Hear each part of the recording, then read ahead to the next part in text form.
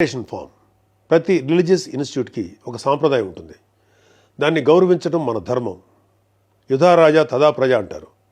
నాయకులే rules follow కాకపోతే ఇంకా ప్రజలు ఏం ఫాలో అవుతారు? అయినా బాధ్యత గురించి వైసీపీకి చెప్పడం చెవిటోడి చెవిలో శంఖం ఊదినట్టే. పవన్ కళ్యాణ్ గారు ఆయన కూతురు పొలినాని తిరుమల తీసుకువెళ్ళినప్పుడు ఆ అమ్మాయి మైనర్ అయినా కూడా ఒక గార్డియన్గా ఆ అమ్మాయి తరఫున డిక్లరేషన్ ఇచ్చారు. పవన్ కళ్యాణ్ గారి సతీమణి అన్నాగారు కూడా డిక్లరేషన్ ఇచ్చారు. ఇంత ఎందుకు, ఈ దేశ రాష్ట్రపతి అబ్దుల్ కలాం గారు కూడా తిరుమలలో డిక్లరేషన్ ఫామ్ పైన సంతకం చేసి అక్కడి నుంచి సాంప్రదాయాన్ని గౌరవించారు. నువ్వు కలాం గారి కన్నా గొప్పోడివా? డిక్లరేషన్ ఇవ్వకుండా వెళ్ళటమే కాక మీ మంత్రి వచ్చి ఆడి అమ్మ మొగుడు కట్టాడా తిరుపతి గుడి అని అంటాడా? అలా తలపగురు మాటలు మాట్లాడితేనే జనాలు 151లో మధ్యన 5 తీసేసి 11 ఇచ్చారు. అయినా నువ్వు ఏమైనా మారావా? లేదు.